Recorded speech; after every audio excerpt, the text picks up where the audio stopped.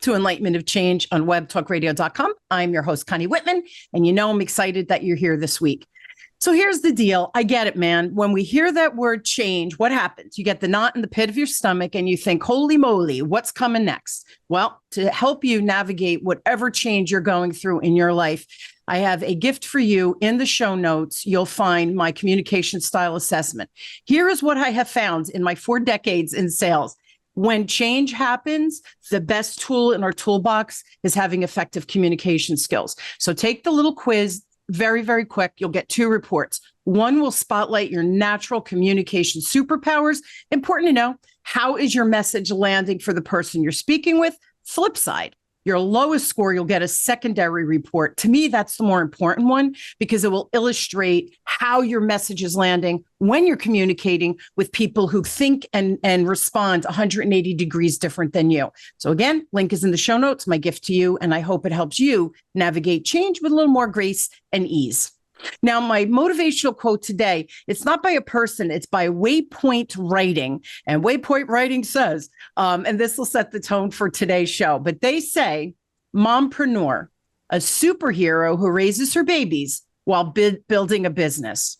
Now, it's funny because when I started my business, again, over 25 years ago, my boys were babies. And I chose to open my business for 2 reasons. One, I wanted control of my time, and I also wanted control of my earning power on my terms. So I started working my business 3 days a week so I could be the mom business owner, right, and get it all going. This allowed me the control and the time that I needed so that I could handle both sides, right, of my personality or my persona. Then as my kids entered school, I loosened the reins and started to grow my business by putting more effort into my time with the business while the kids were at school, but still able to juggle everything for family and business.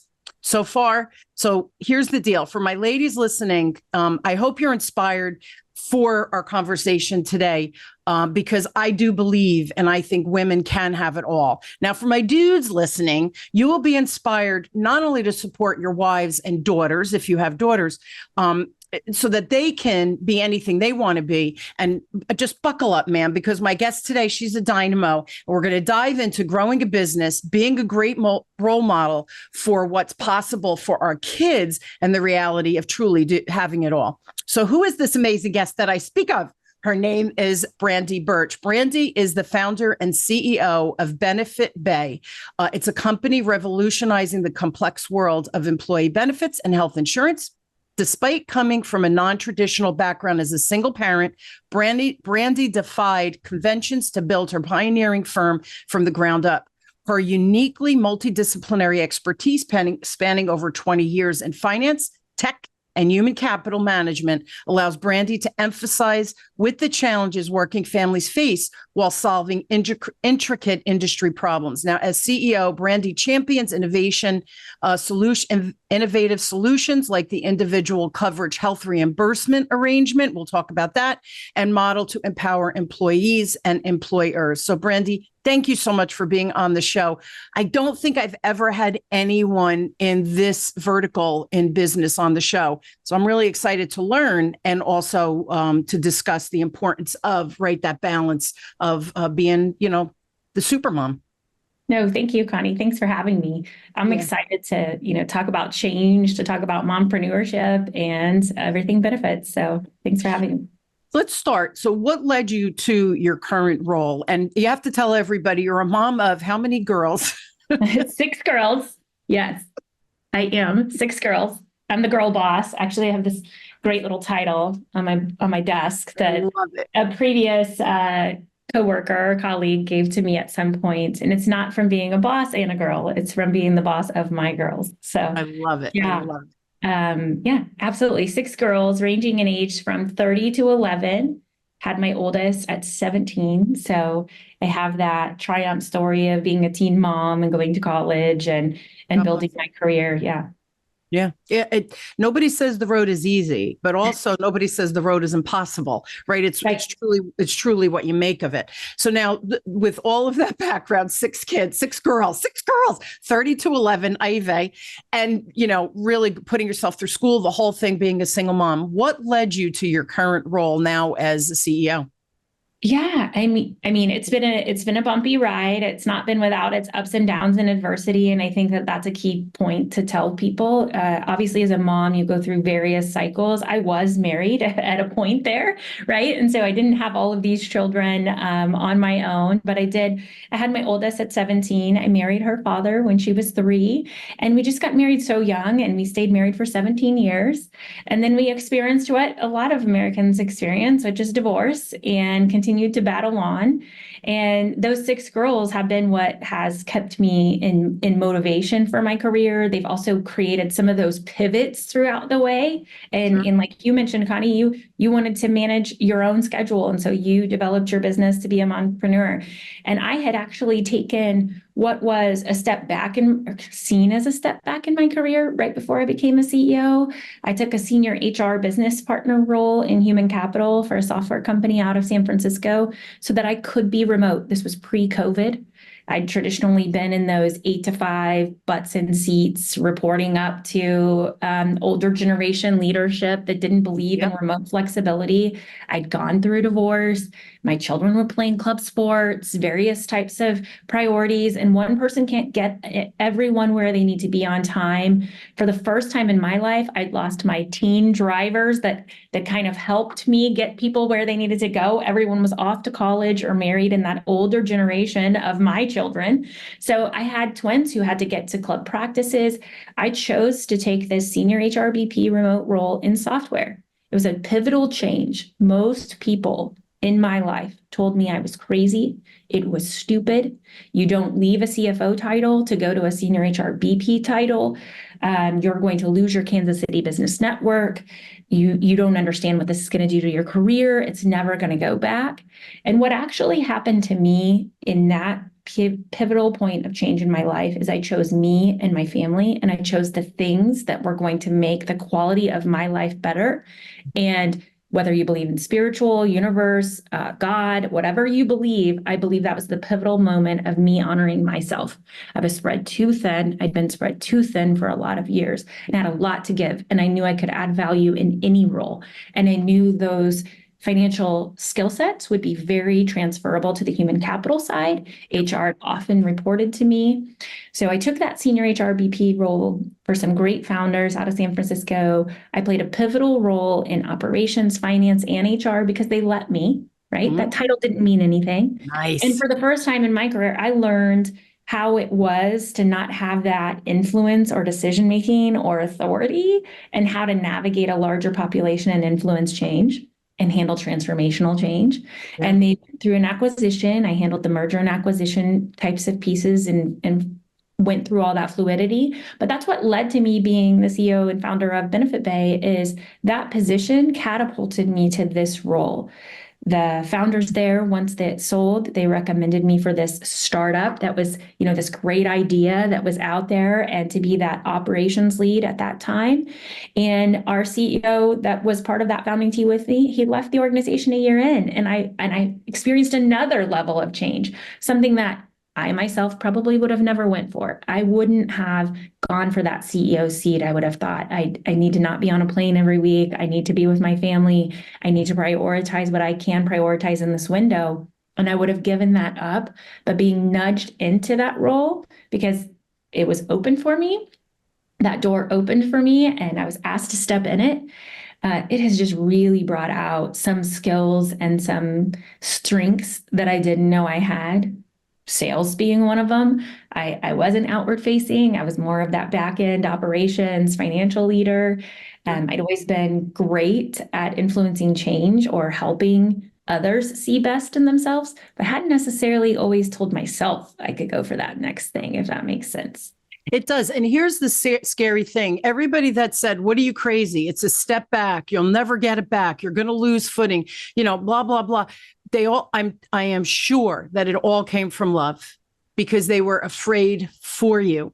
And it's so funny because universe, I believe in all of that, right? The universal laws. But I believe that when we believe in ourselves, those opportunities exponentially show up to support and not push us back, right? The universe really is here to conspire it to our best to get to our higher selves, whatever that is, right? Whatever that is for the listeners, for you. So People say things, you can't do that. What are you, crazy? Right? All of that rhetoric. It's their fear projecting onto us. But let me tell you, and I know because I faced this too, same thing like you. People, what are you, crazy? Why would you start a podcast? You're better live. Why would you want, it was this audio when I started, 14, 15 years ago, podcasting. There was no video thinging, right? Oh, you're better live. You don't want them to listen to the show. They're never going to hire you. And you start to believe it. There's naysayers for love. I get it. But it's like, can you all shut up and let us do what we're supposed to be doing?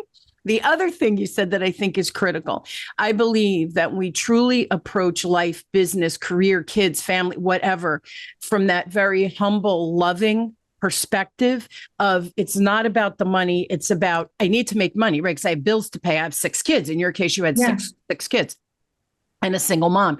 So bills are real. I get that. Yeah. But you approached it of, whoa. What do I need in my soul so that I could be better as a mom, right? Especially as not only as a mom, but an example for 6 young women that are eventually going to be, hopefully CEOs in their own right, as their careers develop.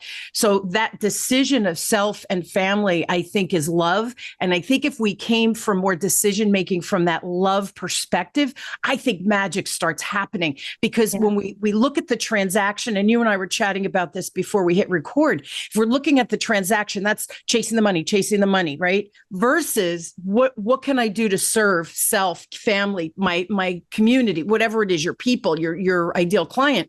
All of a sudden there was that love in the equation. And that's, I think, when everything unfolds with ease. So that's what I heard you say.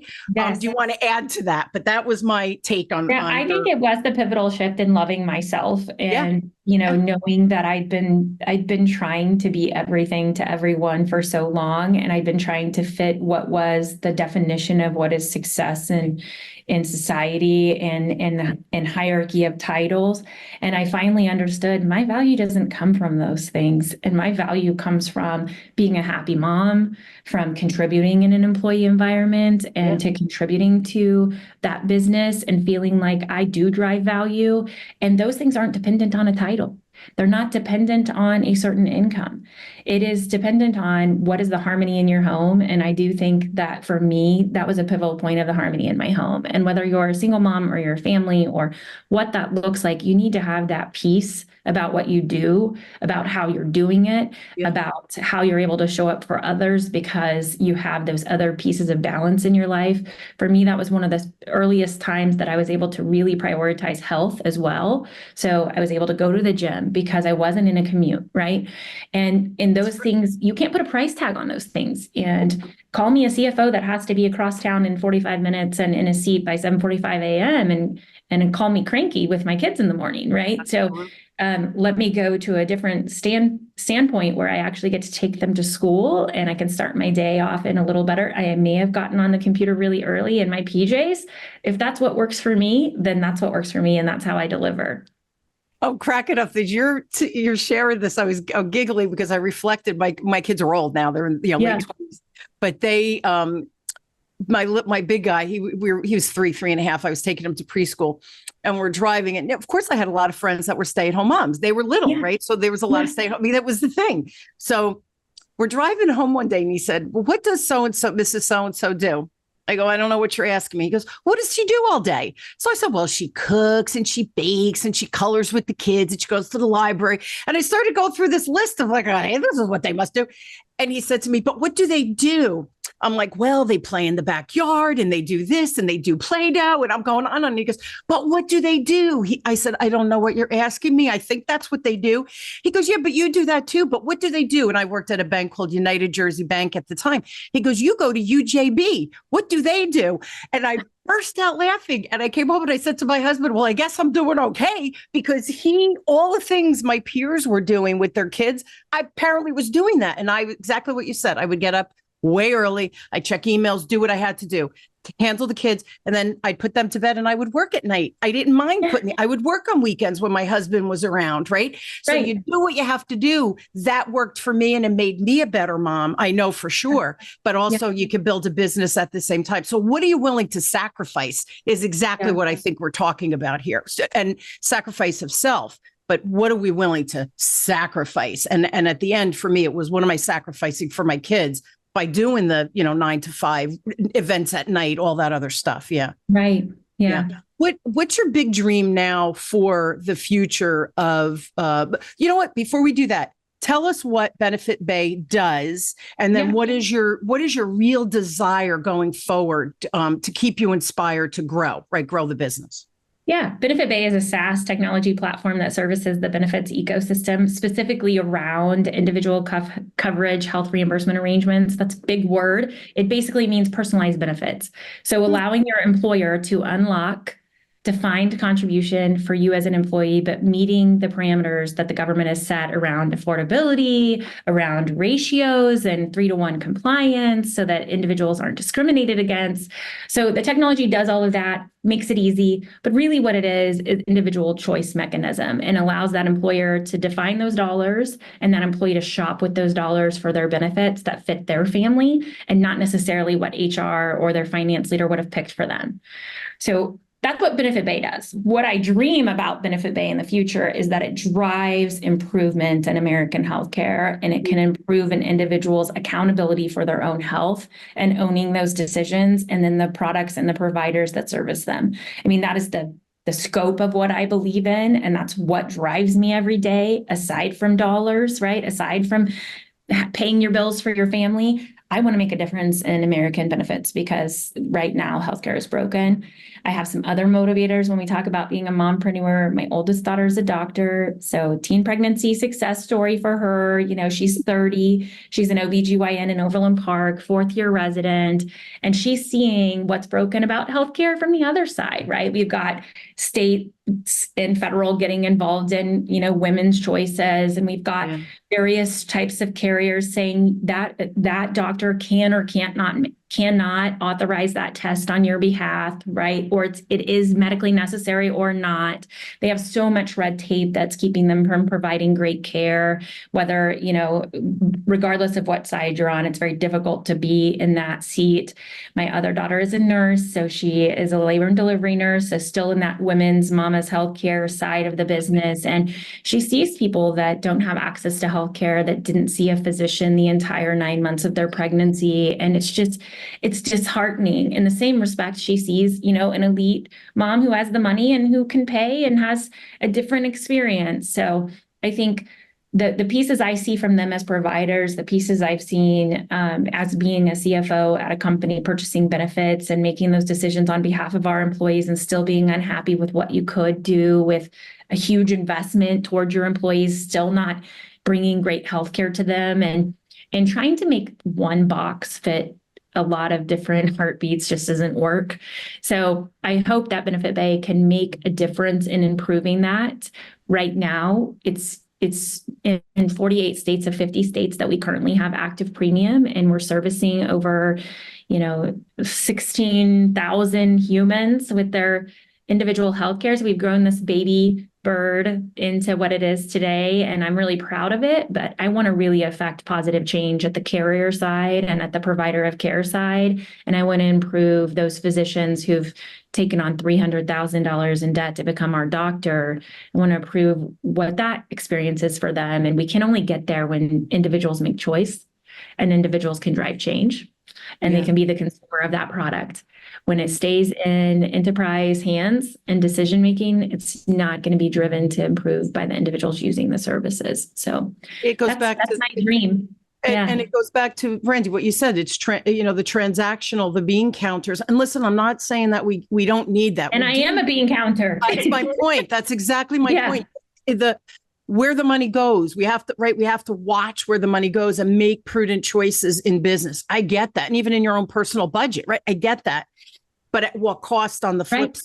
So by just looking at the transactional end of it and forgetting about the human component, I think is tragic. Now, here's the other thing though, right? Our health system's probably still one of the best in the world, and we see its flaws. So can you imagine the other societies that don't have the healthcare options that we do have here in the United States? So it's such a sticky wicket, and I'm with you on it. And change has to happen. So we do need people like you out there as the catalyst to try to bring reason to what people really need.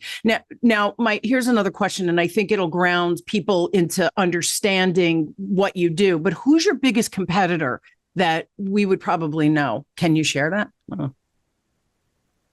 Yeah, my biggest competitor is Take Command Health out of Texas. They have been around since 2020. I believe they're about 3x my size at this point. They're my biggest competitor, as in they started earlier. They've been funded by venture capital to $46 million to my, $7 million at this point. So that is from a biggest money. Largest number of team members, they would be them. I wouldn't say they're my competitor, though. I think I come at solving the problem differently. I think I give a transparent experience to the employer and the employee as well as the broker. I believe that carriers enjoy working with our team because we make their life pretty seamless as well from a technology innovation perspective. And they know we care about those heartbeats, and we're not going to leave individuals uninsured. And we're going to ensure that they're taken care of throughout the process and educated on those plans. We're not motivated by insurance carrier money. We don't take pathways to choice. We don't sell to the highest bidder of a carrier perspective. So we're seen as an objective party.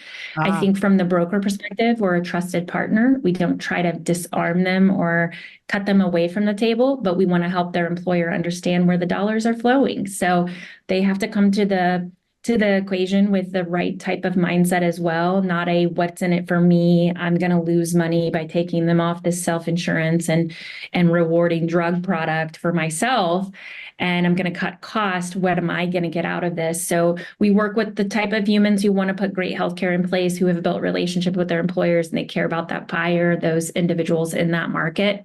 So I don't feel like I have a competitor right now that's attacking the problem the way I'm attacking it, and that's understanding the business side of the equation and the employer side of the equation. A lot of people are out there thinking about the employee side, which is great, but if we don't have any businesses in business, employees don't have anywhere to work. So benefits will not become a solution. So there has to be that kind of understanding of how the ecosystem exists currently, how you can make it better, and how you reduce cost of administration so that you can reduce cost of service, so that you can reduce cost of healthcare, right? And you have to be understanding all of those pieces. And if you don't understand yourself how to be healthy and for your team to be healthy, it's very difficult to understand what you need to put in place for America to shift this paradigm. And dumping a lot of dollars on a card at the employer side and giving it to the employee who may or may not make a healthcare decision or purchase a healthcare or substantiate that they had healthcare is a risk to that employer. That's going to be a program we no longer have if we don't understand it appropriately, right? And so these employees, they need to be insured, and we need to make sure that they are insured. So having that piece of the puzzle solved correctly on the financial side is something I'm proud of, because I was a bean counter before I came here, but I always said I didn't fit the CFO role because CFOs are often black and white, and I played in that gray performance management space of a great company is built by great employees that are happy, right? That culture, the happiness of the individuals who work for you, that individual ownership that they bring to the table when they feel like you value them is different than me saying, EBITDA is up 10% and great, the higher executives are going to get a bonus and we don't care about anyone else and we're cutting something next year. It's never been the type of CFO I've been. I've even lost a role in my history. I've been fired for taking on a difficult owner who wasn't making the right decisions towards the employee team members. And I saw the writing that was causing, employees to leave and customers to churn, and because there was too much greed at the top and not enough reward in the middle there. So I think I haven't always fit that black and white space. I fit really well in that gray space of how do you make something better? How do you work well with the other people in the sandbox? How do you improve it? How do you influence change? I think influencing change, it takes a certain skill set and a lot of experience and learning what does and doesn't work. And so I think I'm the most proud about benefit-based sitting in the competitive landscape where it sits. We came out always very different than everyone else, and we focused on that broker side and that competitive piece of speed to market so that the broker doesn't put ICRA is not the solve for everyone. And I care about individuals getting into the best healthcare program for them that's available in their market. And so we cared about modeling where it was a fit and where it wasn't a fit. That was not really a popular go-to-market strategy. Everyone wants to say it's great for everyone. It's not great for everyone. Some people should stay on a self-insurance product at an employer. Some people should be on a group insurance product. Absolutely. Whatever creates the best outcome for the individuals in that population and the business in that situation Balance. is the outcome we're here for. Yeah. And when Benefit Bay builds that trust relationship with those brokers, we will be at the seat where it is the right decision, right? Yeah. And so I think that us coming at solving the problem that way slowed our start, but it's catapulted our future. So that's something that competitive landscape, I mean, I like to learn about it. I want to make sure and stay ahead of it. But I also want to be that confident person who knows how I'm going to solve the problem and stay true to that. It's so interesting because people ask me, who's your competitor? I go, I don't know. I don't care. I don't care. Isn't that funny, Britt? Because they're doing them, I'm doing me. And if someone meets me and they think, oh, you've been what we're looking for, great. That's my ideal client, right? I don't force people to buy from me. I'm not pushy. And it's funny, 40 years successful in sales, everybody thinks, oh, pushy. I am. And people find out I'm in sales, they go, you are? Because I'm not the ick, right? I don't have that ick piece of it. But I don't care what my competitors are doing because what they're doing isn't what I'm doing, or at least I believe that, right? And the other thing I find, and I really bravo to you, because I also think if we look too heavily to what our competitors doing, it changes our messaging, because the game, right? Our mental game says, oh, maybe you're missing something. Oh, listen how they said that. And I can't be someone else. I only know how to be me. And that's how you have to run your business. And I think by you going a mile deep in your niche, saying, we don't want to be everything to everybody, right? That's the mile wide. You end up, I believe, with the slow progression of growth where you're slow initially, but then it takes off like a bat out of hell, because they know the right person finds you, and then it just becomes this whole ripple effect, like the tsunami comes your way. What do you think? Because two things, but let me say this and then I'll ask my question. First thing is, all the naysayers, oh, you're taking a step back.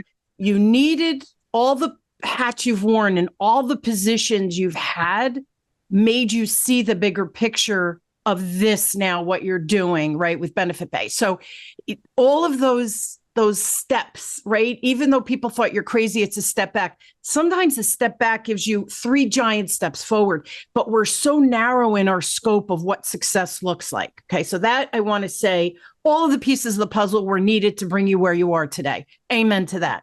What do you think are some of the major factors for your success beyond, those pieces? Yeah. Beyond those pieces, I think it's that I do have that core belief in myself, and I do know that I can solve tough problems. I've proved it. I think that's a muscle you stretch throughout your life, whether it's personal adversity or it's change, in a role, and you step into something new. And so I've been stretching that muscle throughout my life. And I think that that's one place that I've been able to pull on.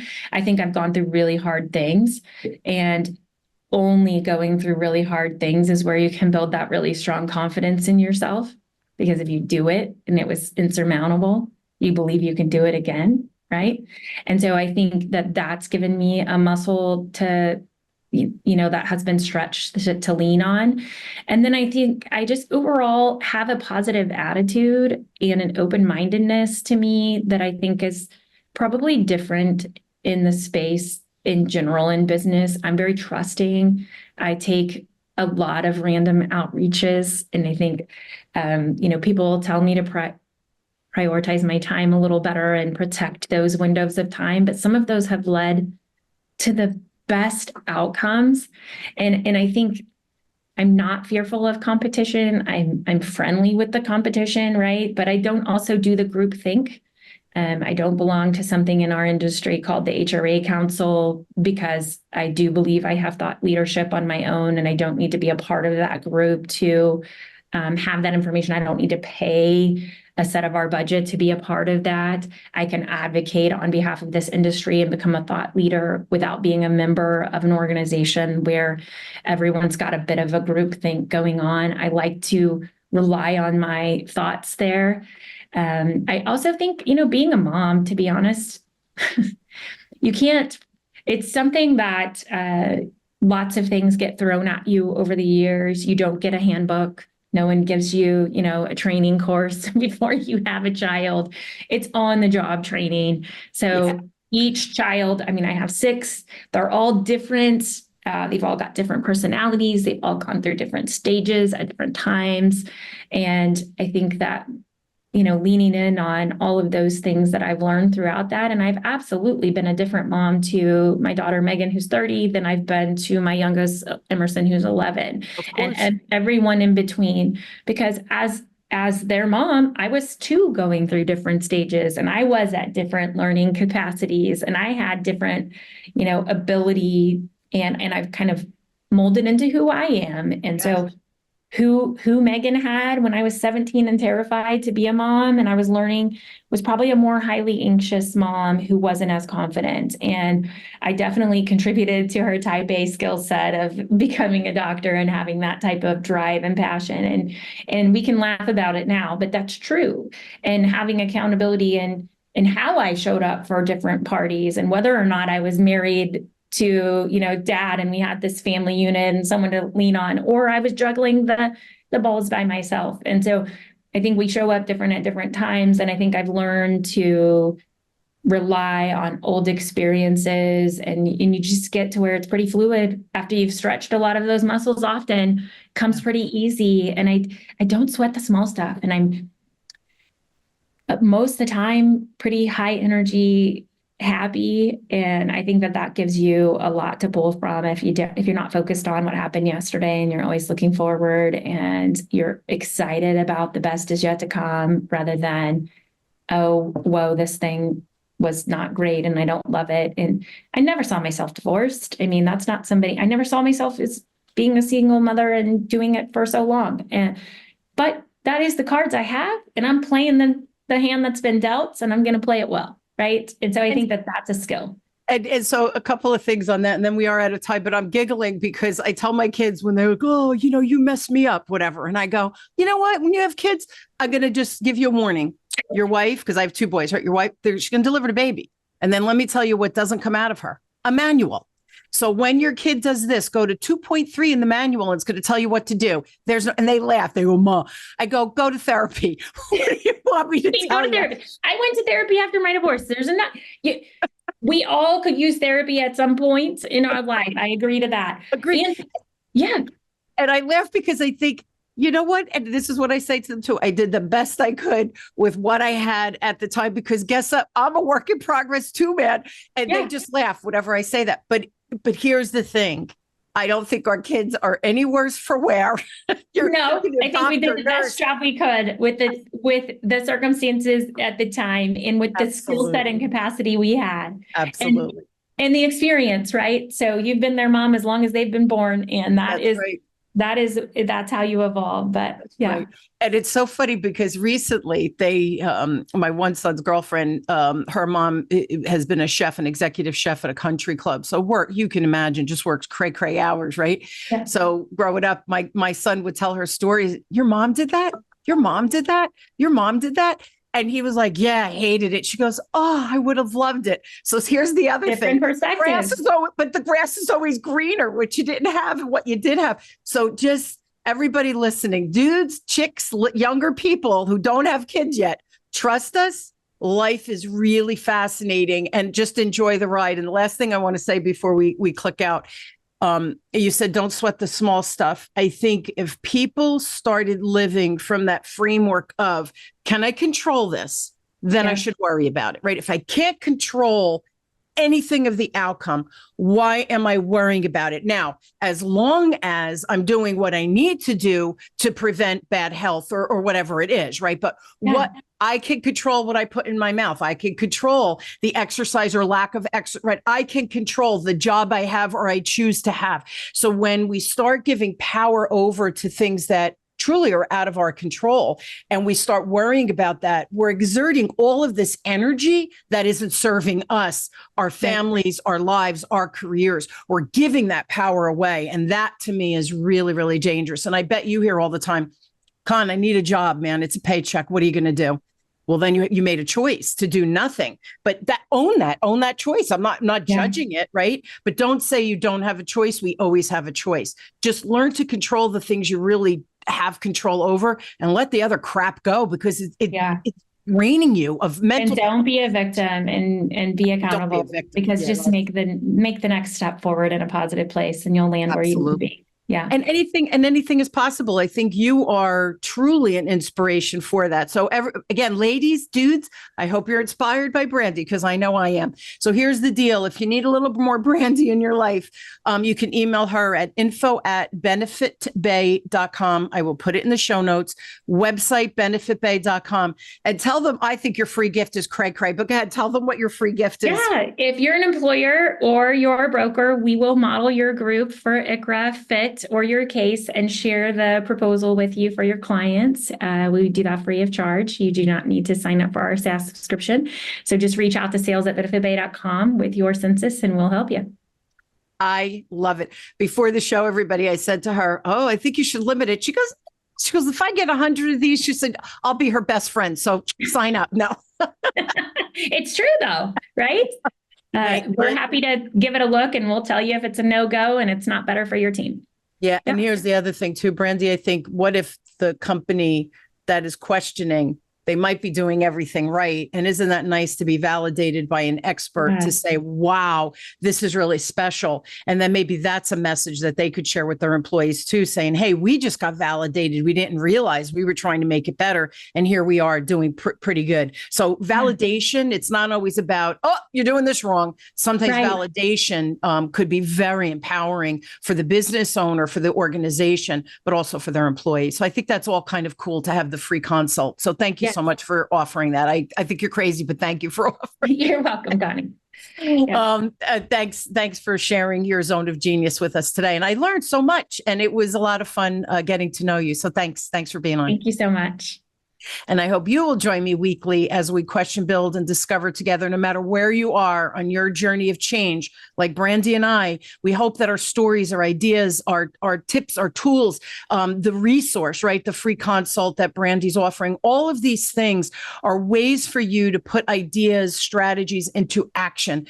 Information's a beautiful thing. If you do nothing with it, it's simply information in your brain. Trust me, if you put things into action, take those steps back to get the giant step forward, like Brandy shared. These are the magical moments in life, and you have the power to accommodate yourself and just have this magic happen all around you. So again, reach out to Brandy. Even if you just have a question, email her. That to me is a good call to action. And of course, schedule the free consult. You've got nothing to lose. To me, that's the insanity of, but what if you can do better and save money and make your health for your employees even more robust. So again, reach out. I hope that today's show has inspired you, not only in healthcare, but as a human being. You've been listening to Enlightenment of Change with me, your host, Connie Whitman, on webtalkradio.com. I truly am inspired to have you on the journey of change with me. And I am honored that you tune in every week to see what my guests and I are up to and how we could potentially help you. So thanks for tuning in. We'll see you next week. I love you all.